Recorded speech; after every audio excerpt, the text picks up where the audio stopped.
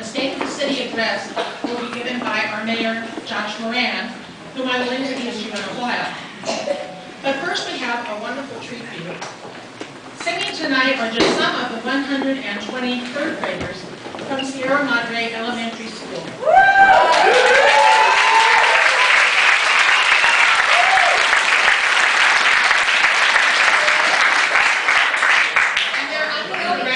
Of Miss Gail Blumell.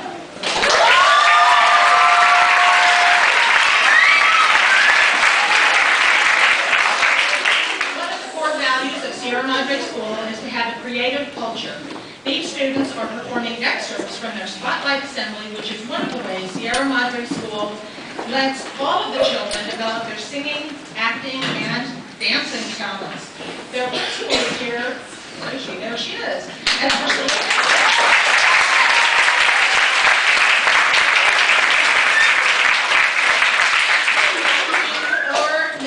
Would like to say anything about the event, or just... Oh, we're just so happy to be here. This was a Spotlight Assembly we did about a couple weeks ago. We were celebrating the music and art of the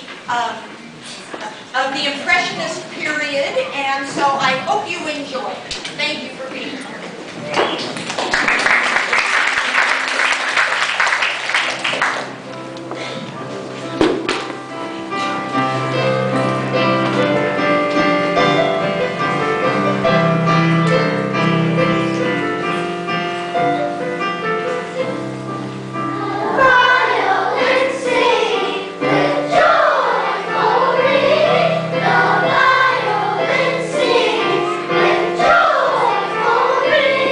The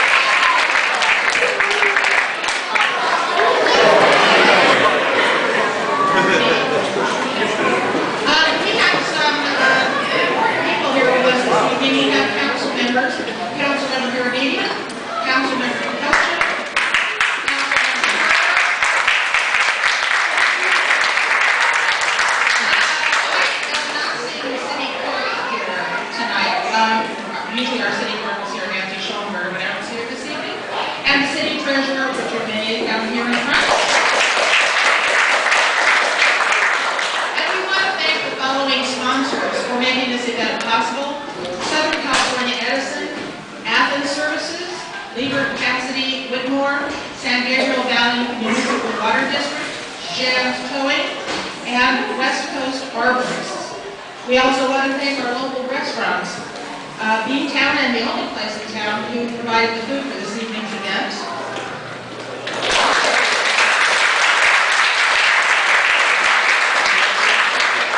And we also want to thank the youth from the Youth Activity Center, the YMCA program, for creating the centerpieces. Please don't remove those because my understanding is they need them for another event. So we're not allowed to take those this evening. At this time, I'd like to say a few words about the Girl Scouts, our color guard. They are the Girl Scouts from St. Rita School. And these girls are excellent students, participating in speech and debate, volleyball, basketball, softball, track and field, and club soccer. Their basketball team was pictured in the local paper after winning for the first time in history the CYO North Region Championship, and a number of these girls are on that team. So this was the very first time in history they won that. They're overachievers. These troops have assisted in the State of the City event since its inception, and they were 3rd and 6th graders at the time. This evening, Girl Scout Troop 8471, who are now 5th graders, and of course we have the ever-popular Troop 13,731, who are now in the 8th grade. They'll be presenting the colors, leading us in the pledge, and assisting wherever they can. Before they begin, I want to thank their troop leaders. Mary Jo, I just found that here. Shut off. Mary Jo Uniac, where is she? Oh, sure. And Sonia Troyer. Mary Jo has been especially helpful and responsive to any of the requests we've made, the city that has made her, and she's helped, this troop has helped us with a number of senior events. So at this time, I ask Troop 8471 and Troop 13,731 to present the colors and lead us in the Pledge of Allegiance.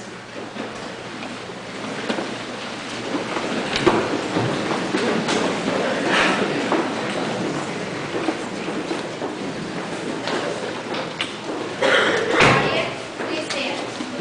Color guard, attention. Color guard, advance.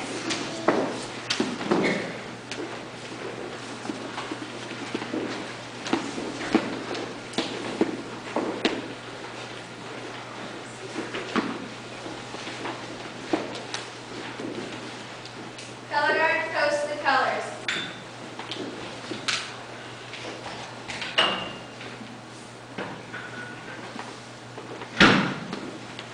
Please join us in saying the Pledge of Allegiance. I pledge allegiance to the flag of the United States of America and to the republic for which it stands, one nation, under God, indivisible, with liberty and justice for all. Color guard dismissed.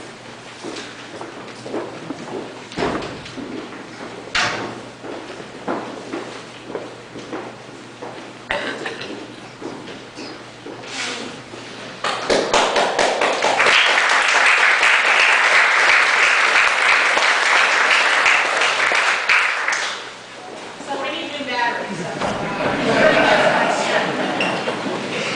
Next year's budget. We have one other dignitary I overlooked, and that's come again here, our ex-mayor.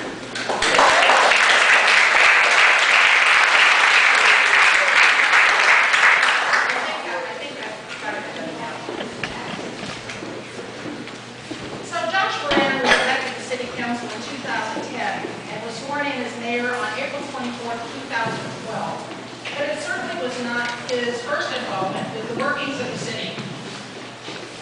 Josh came to Sierra Madre at the age of 3, where he participated in city services, such as toilet and pool.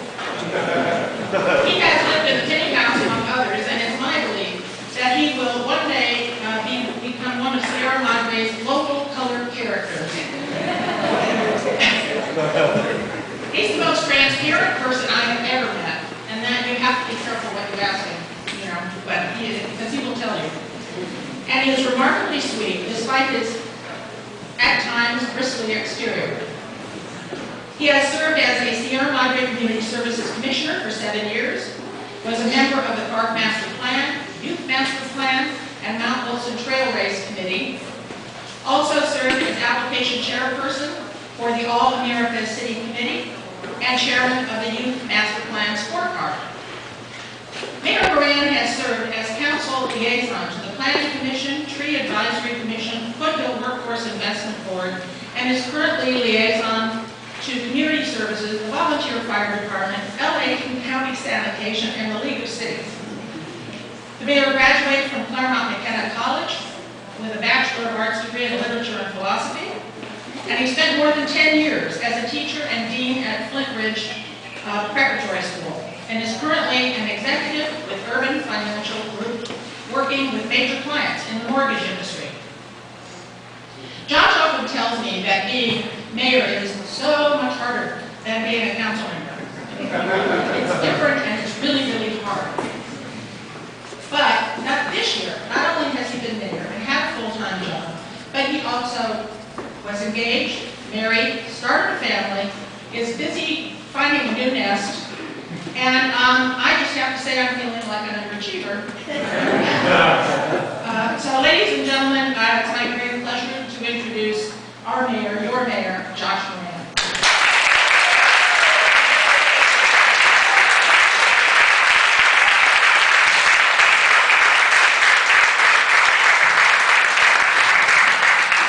Thank you, Nancy. I like to think that I'm already a color character. but I will aspire to continue to be that way. Don't worry, I'm not going to sing for you this evening, but I would like to thank the parents who are still here and the Sierra Madre Elementary School kids who came and gave us that wonderful performance. I would also once again like to echo the Mayor Pro Tem's remarks and thank all of the sponsors and restaurants for making this great event happen. At no cost to the city, mind you. And special thanks to all of you who braved the rain that we had this afternoon to come out tonight. And also thanks to those of you who are listening at home, courtesy of the simulcast provided by the Village. Thank you for coming out tonight. Good evening, and welcome to the 3rd Annual State of the City Address. This is not going to be a laugh a minute. There's going to be some boring stuff. I just wanted to let you know right now so that you can depart like the parents if you want to. We're going to be talking budget. We're going to be talking accomplishments and things like that. But let's start off with where the city is today. Make sure I've got that.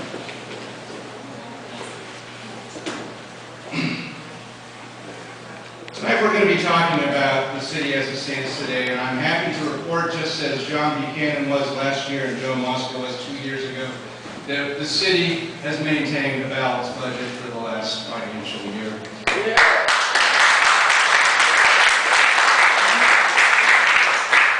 And still maintain a very healthy reserve, which is the envy of a lot of the cities in America. I'm going to spend some time detailing the budget. This is the boring part, and what the next 2 years are going to look like. And finally, I'm going to touch on the accomplishments of what we've accomplished over the last year and what we have to look forward to over the next one. And I say we because that's how we get things done in our community. We do it together. We're not a town of apathetic suburbanites in the lazy sprawl of Los Angeles. We'll leave that to the Arcadians. Just kidding. But we're a community with a sense of pride, a town with an identity, a family of fellow Sierra Madres who care about one another and who care about our town. We're the ones who joined the Civic Club, the Women's Club, Rotary, or Kiwanis, and rarely both at the same time. We're the ones who took burgers at the snack bar at Easley Field in the summer times, or upstuffed goodie bags for the trail race. We're the ones who get up early on Saturday mornings to go do drills at the fire station. We're the ones who spend late nights putting together the Senior Moments newsletter. We're the ones who man the barricades during the parade to help keep costs down, and we're the ones who also run and organize that parade, which this year featured, this year we had actually over 6,000 participants at the park and in the parade itself. phenomenal. We're the ones who every year get together to celebrate a 115-year-old flowering weed. Some of us actually take care of that grand old wisteria vine all year round in their backyards. We're the ones who honor the past so that we can use that as a foundation for a better future in this town. We raise money, we work events, we celebrate successes. Last year, I had the honor of joining in Lucille Hoagie's 100-year celebration. Unfortunately, she's no longer with us. But at her 100-year birthday party, the family was very happy to point out that because I only moved here 40 years ago, I'm still a newbie in town. We're the ones who moved here because we wanted to be part of this family, this community. And some of us just a few months ago, some 40 years ago, and some over 100 years ago, like the Hoagie. We moved here because we saw something special, we wanted to be part of it. We stayed here because I think that all of us in this room, like myself, just love this town. Quite honestly, nobody loves it more intimately than the staff that work to keep our sidewalks in good repair, our water flowing, our streets and loved ones safe, and our events moving on time. So please, let's give the staff here a great round of applause for all of you.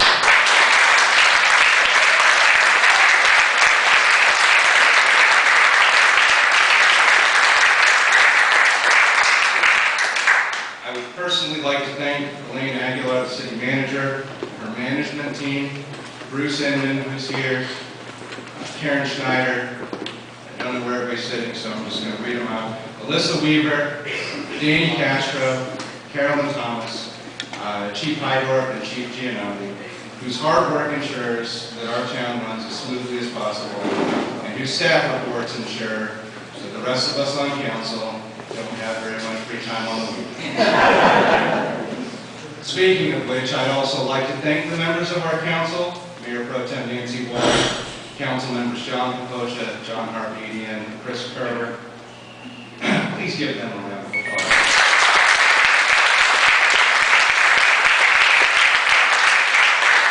We may not always agree on everything, but that's a good thing. We've approached the issues that have faced us with a broad range of professional and philosophical perspectives to do what is right for the city. And I respect each of them for their insight and dedication. I thank them for being such a thoughtful, proactive council. We sit every 2 weeks at 7 o'clock. We sit every 2 weeks and have the honor and privilege of doing the work that very few people ever get to see. And speaking of the work at hand, we're coming up on the development and adoption of our next 2-year budget cycle. This year, several major realities collide. It's not going to be an easy task to keep it balanced. So let's take a look at what we're working with. Sierra Madre's total budget is over $17 million, but the part that we get, well over half of that is comprised of funds that are all insulated and self-supporting, like the sewer and water funds. There's no discretionary spending in those funds, and those dollars have to remain in each of their respective buckets. The budget that the staff and the city council deal with is what we call the general fund budget. And every 2 years rather, from the general fund, we get to provide all the services and dictate what the city provides to the city, or to the resident rather, year after year. From this fund, we pay for police, fire, paramedics, city hall staff, recreation services, the library, all street and sidewalk repairs, all of the city park and building maintenance, and if we have a few coins left over, we'll trim a tree here and there. And how is all of this paid for? Well, unfortunately, we don't have a printing press in the basement of City Hall, although that would be really nice to have here while we office at our beck and call. The majority of the money that we get from our property taxes, $4.3 million. This is the boring part, by the way. The next largest chunk of that is $2.6 million we received from the utility users tax. And the last piece, $1.3 million, is made up of sales tax, franchise taxes, and business licenses. One misconception that people have is that the bulk of our property taxes come back to our city, but that's simply not the case. For every dollar you spend in property taxes, about half of that goes towards educational funding, which is a good thing. A quarter goes to the county, and sometimes we even see some of that money in the form of the water diverter at Wilderness Park, which allows us to spread more water in our settling basins. This building that we're sitting in was paid for by a chunk of grant from the county, so we do see some of those funds weekly. But what the city usually gets is about 20 cents on the dollar. Some years it's 19, some years it's 22. County never really explains, we just get what we get. So this year the magic number was 22 cents. And one of the things that we've noticed is over the past 5 years, unfortunately, that property tax revenue has only increased 3%. That's less than 1% a year. That's better than a lot of cities, because in a lot of cities, when the property values went down, people reassessed, and so their property tax assessment went down as well. So we're not looking too bad there, and we're also experiencing over the past year, and definitely heading into this year, an increase in the property values. And that, my friends, means that slowly we'll start to see those property tax dollars trickle up. It doesn't just happen overnight. Just because homes are worth more doesn't mean the city's going to give more property tax. But every time a house sells in Sierra Madre, every time a person buys a new house, then we see that added increase in our property tax revenue. Of course, it's a slow process. That's because once people move here, they generally don't want to leave. The other major revenue stream the city depends on to provide services is the utility users tax. Currently, the city receives 10 cents on every dollar you spend on electricity, gas, sewer, phone, TV, and 9 cents on what you spend on water and sewer. The city, just mind you, had the authority, and we've had the authority the past couple of years to go all the way up to 12% collection. But because of the recession, we adopted the 2012-2013 budget with a 10% cap on that. And for better or for worse, we were proud to stand by that. This is not a council or a city staff who wanted to run it up willy-nilly to the highest rate of 12% just because they could. We were staff and city council that were mindful of our residents' pocketbooks to try to find that balance between what we, the city, could provide for the residents and what the residents were willing to pay out. The UUT, though, the utility users tax, is also not quite recession-proof. We found that as people conserve when times are tough, our revenue stream constricts as well. It's actually kind of an elegant tax. The more that it's a tax that you, the consumer, can control. Because the more you conserve, the more you cut back on utilities, your utility and other, the less you have to pay in tax to the city. So what do we do with all this money? One of the things that the town has always been proud of is the fact that we're one of the smallest full-service cities in California. And mind you, only 25% of all the cities in the state actually qualify as a full-service city. This means that we provide all public safety services, police, fire, paramedics, planning and development services, parks and recreation services, and a library. And we also have, on top of that, our own water rights and water department, which I'll get to in a moment. In maintaining our balanced budget, we kept the UUT at 10%. We did not give the staff a 3% cost of living increase over the past 2 years. Actually, it's been 3 years since the staff has seen minimum cost of living raise outside of the police officers. But despite that, and despite the fact that we cut over $1 million over the last budget because of the loss we took in the 2011 windstorm and the loss of the extra tax increment monies that we used to receive from the Community Redevelopment Agency, we were still able to balance the budget and keep over 50% in our general fund reserves, which right now are almost at $1 million, or $5 million. In the upcoming months, the City Council and staff will be forming this next 2-year budget cycle. There are some major challenges to our finances. And for the first time, we're going to be reaching out to all members of the community. We've already reached out to all of our commissions, committees, and boards, and in the upcoming months in your water bill, you will receive a survey so that you can voice your opinions as to how the city should manage its budget as well. The first major challenge that we're going to see this upcoming year is that we have a huge hole, literally and figuratively, in the water department. Right now, we're operating under a deficit to the tune of about $500,000. To take care of this, the city is already initiating another rate study. And this rate study is going to emphasize the need for our water rates to take care of not only pumping and not only the pumping and distribution of the water, but also the capital expenses that go into maintaining our aging infrastructure, so that we can continue to deliver what I would always say is the best tap water in Southern California. We need to be proactive on this, and we need to be willing to pay for the fair market value for the water that we get. Part of that means that we have to pay for our wells, pipes, and reservoirs. Because in Sierra Madre, having 100-year-old homes is quaint, but having 100-year-old pipes just ain't.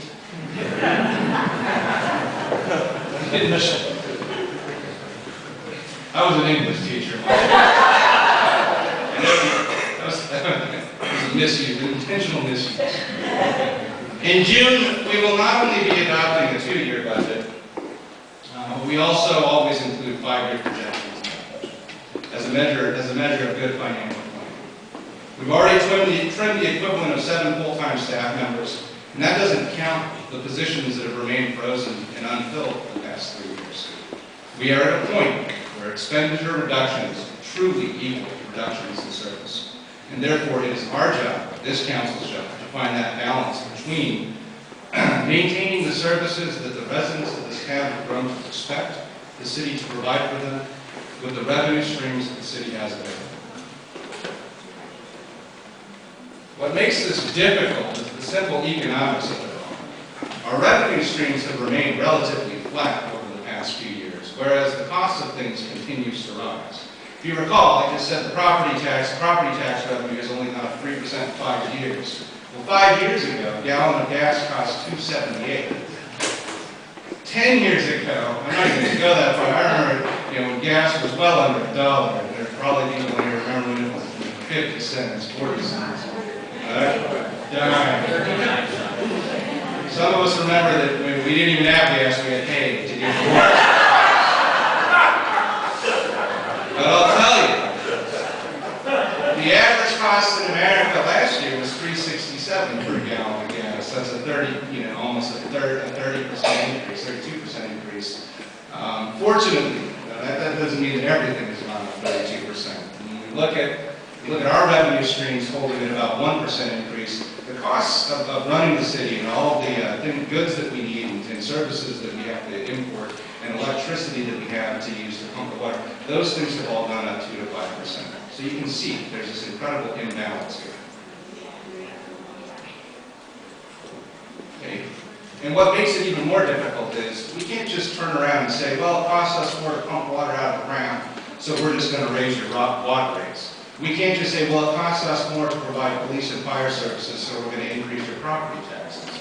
Prop 13 makes sure that your property taxes stay where they are. Mine too, so I'm not too low. And Prop 218 sees to the fact that we can't just raise the water rates and sewer rates and all that kind of stuff with a million. We actually have to go out for a study, which is something we're going to be doing. That's something we're doing right now this year, a study to show where our water rates should be. Okay? And then once we bring that back out, then we go through what's called the 218 process, which we went through 2 years ago, where if you don't agree with increasing those prices or the water rates, then you can send in a protest vote. And as I said before, I think this is kind of an absurd way of going about things. McDonald's had to go out to the public every time they wanted to raise the price on a Big Mac. They would have gone out of business decades ago. But this is the system that we inherited. This is the system that we as a city operate in. So it's our job to figure out ways to make these ends meet.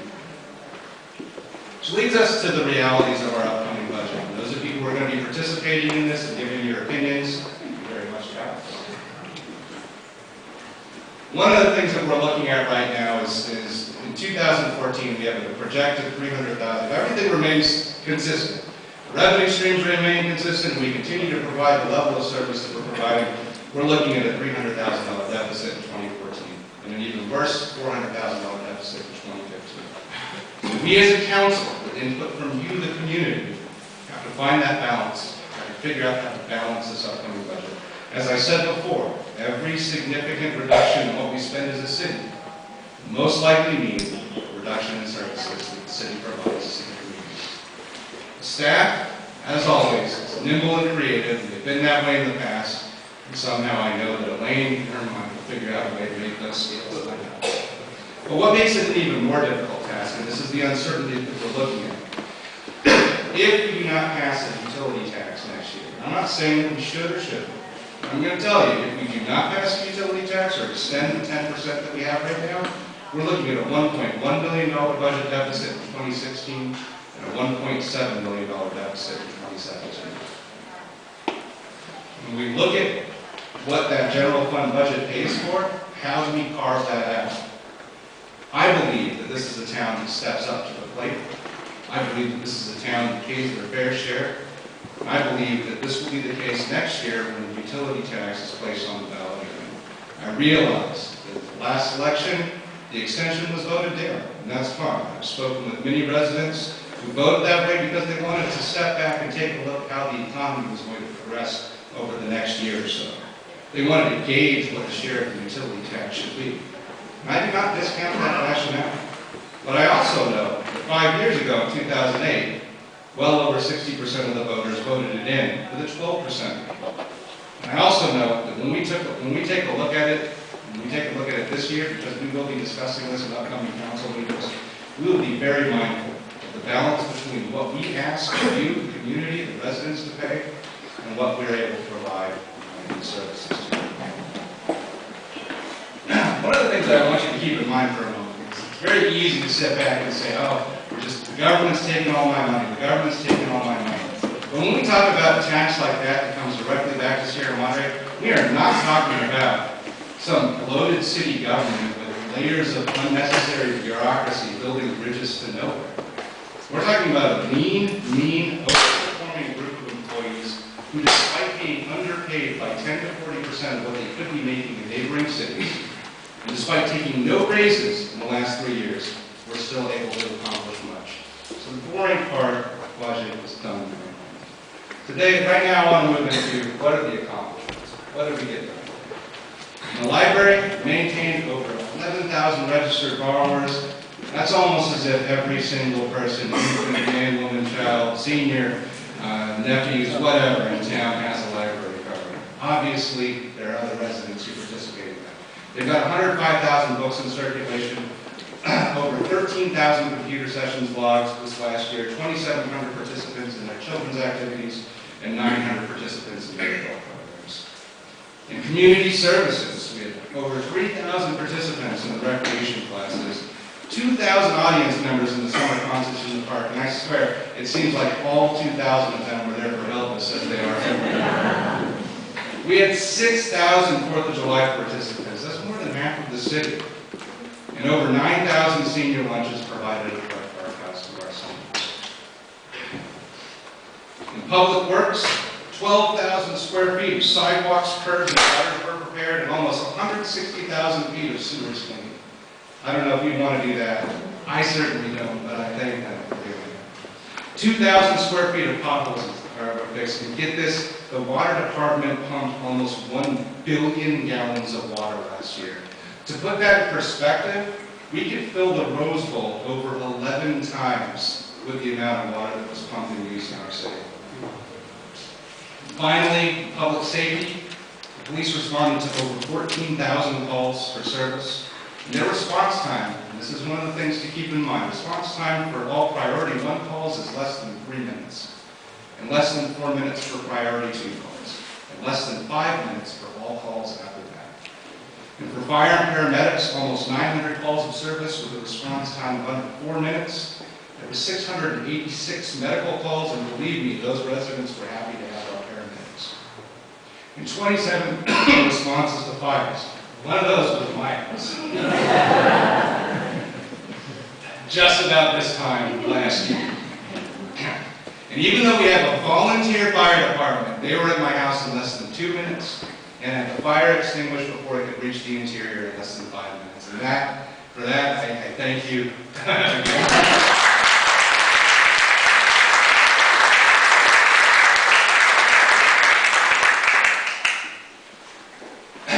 Lastly, before I bring this to a close, I'd like to note some of the accomplishments of staff and the City Council over the past year.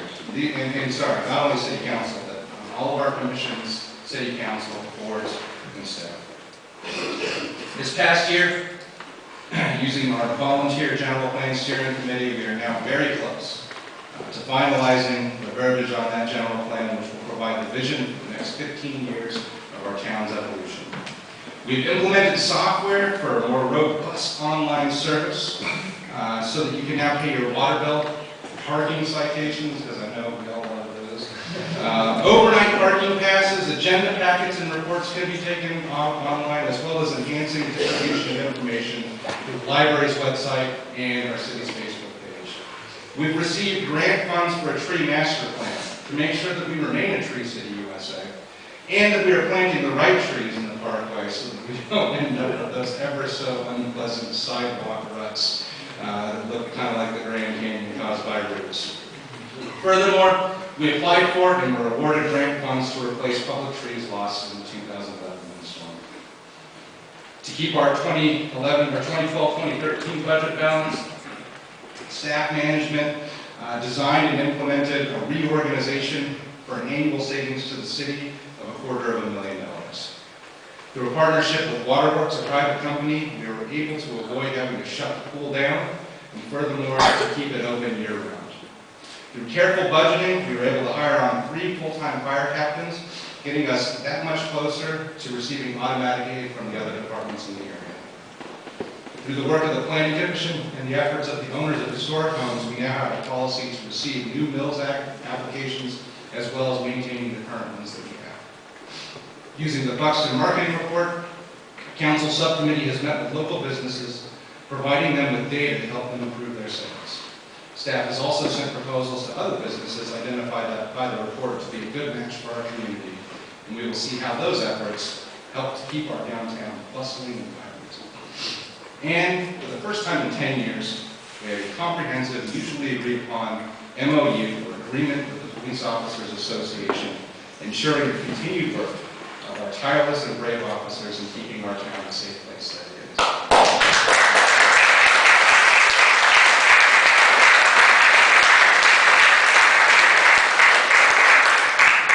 That's one of those accomplishments that for many of you may seem like, oh, but it's been a long time. We mentioned this last year, but we completed the renovation of the children's room in the library, with the bulk of those funds coming from community groups like the Friends of the Library Rotary and Friends of the Library. And by the way, Friends of the Library, thank you for yet another great wine tasting and auction last Sunday.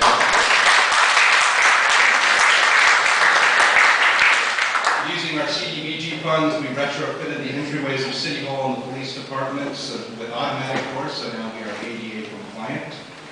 We resurfaced almost a dozen street blocks, and though we have a ways to go before everybody in town has something nice in front of them, we are making progress.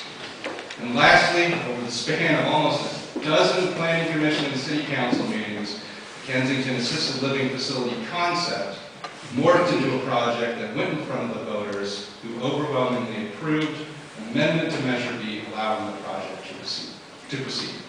This will bring a beautiful new building to our downtown, and with the visitors, bring a welcome injection to our downtown businesses. And more importantly, we will no longer have to look at that atrocious eyesore.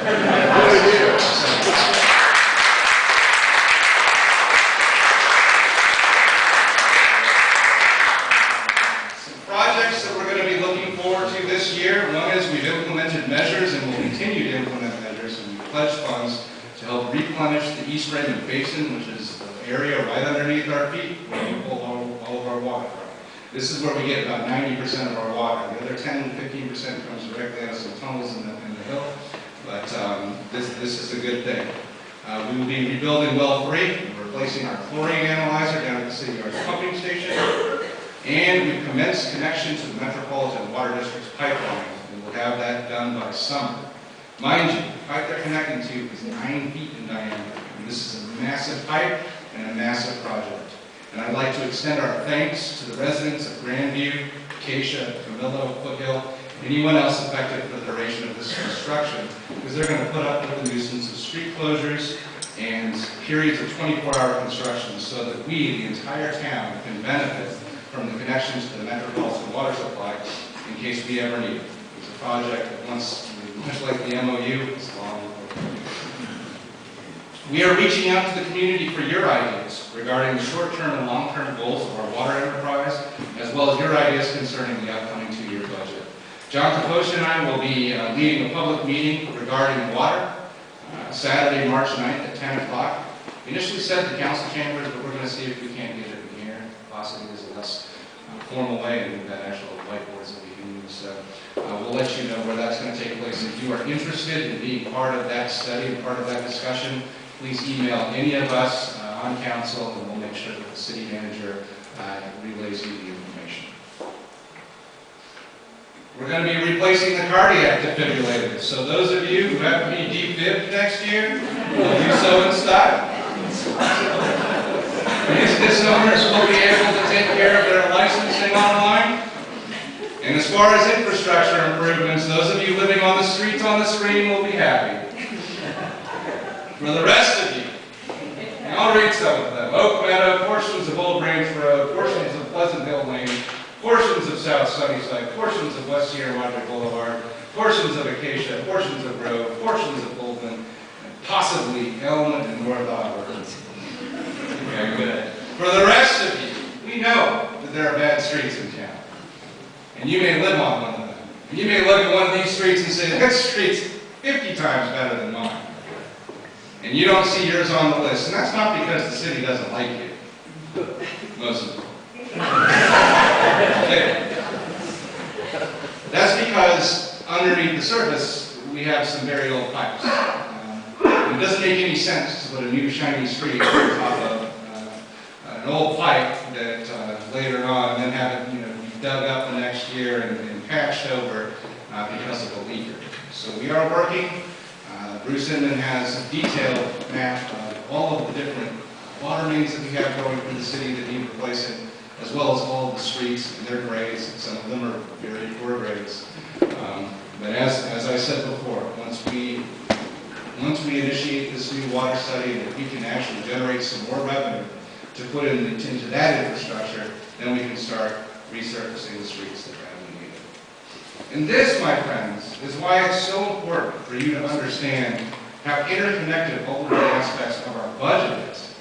Much like we, Sierra Madreans, are interconnected by friends and family, and the restaurants or salons that we go to, or the schools that our kids go to, the sports that they play, the classes that we enjoy, or the books that we read. By the way, somebody asked me if I got a chance to read Unbroken yet, and I told them that when I'm off council, I got a chance to read it. But that is the, hopefully everybody who can is participating in the One Book, One City. But these are all of the moving parts that we deal with, that the city staff deals with on a daily basis. And these are all the moving parts that we're going to have to be keeping in balance.